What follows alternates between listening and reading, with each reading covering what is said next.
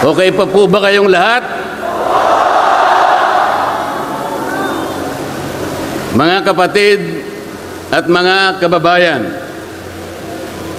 malinaw po nating narinig sa pambungad na pananalita ng kapatid na Edwil Zabala ang pinakalayunin ng malakihang pagkilos na ating sama-samang isinasagawa sa araw na ito.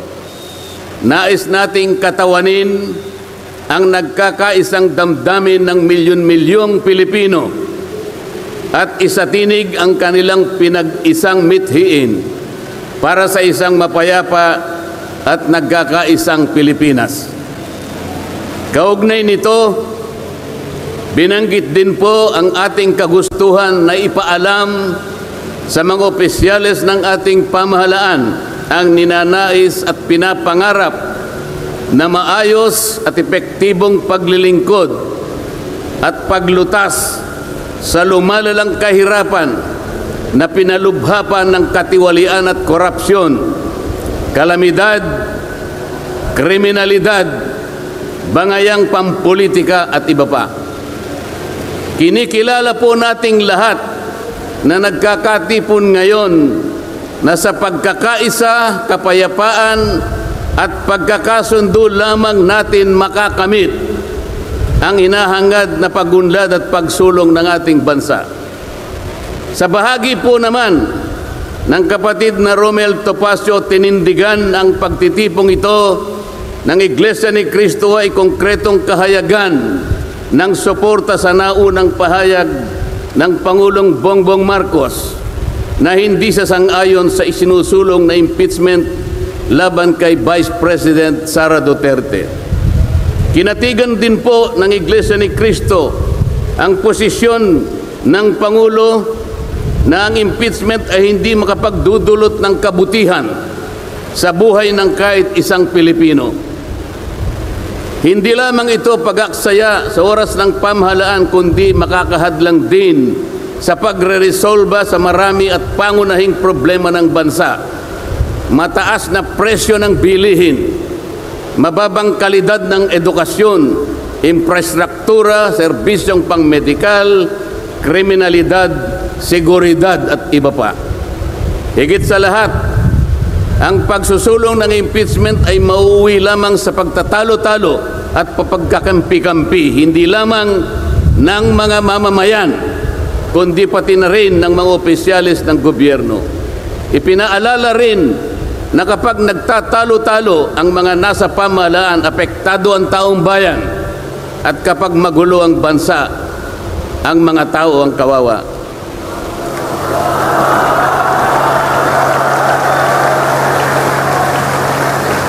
Lagyan po natin ng konteksto ang dalawang pagpapahayag na nauna upang lalong mabigyan ng diin ang kahalagahan ng pagkakaisa, pagkakasundo at kapayapaan sa ikalulutas ng panganib na dulot ng kahirapan dahil sa lumulubhang katiwalian, korupsyon, kalamidad at lalo lamang napabibigat ang buhay at pamumuhay ng ating mamamayan.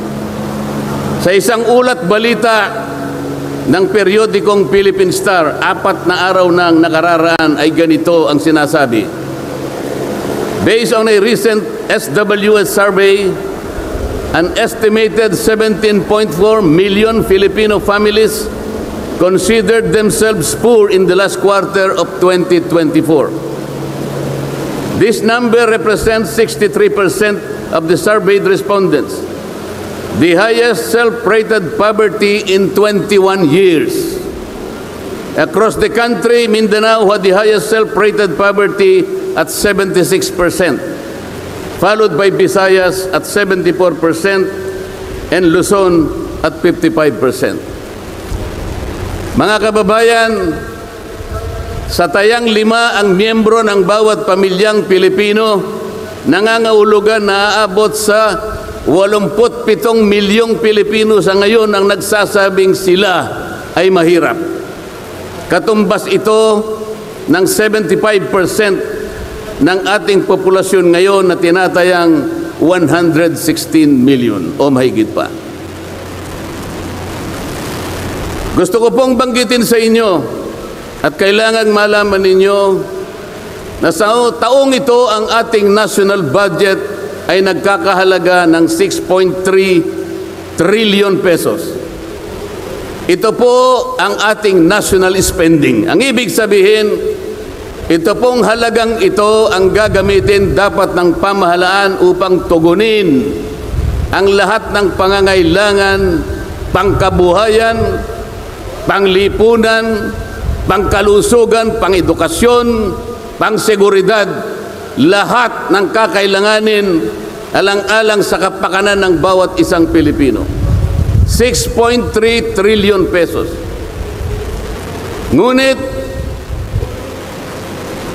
ang tinatayang magiging income lang ng ating bansa ay kulang pa sa 5 trilyong piso.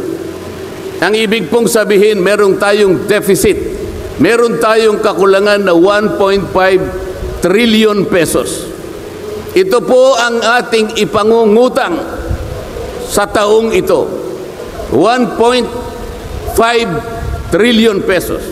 Ibig sabihin po, bawat araw tayo'y gagasta ng 17.6 billion pesos. Yun po yung ating gasta. Araw-araw. Ngunit ang ating kinikita ng bansa ay 13.4 billion pesos lamang. Sa makatwid, ang uutangin natin araw-araw ay 4.2 billion pesos. Katumbas ng 175 million pesos bawat oras. Napakabigat po na hinaharap na hamon at problema ng ating bansa. Hindi po biro-biro ito. Ito po ay pananagutan po ng ating mga opisyales. Hindi po pwedeng talikuran ito. Ganito na po kalala ang problemang pang-ekonomiya ng ating bansa. Ngunit,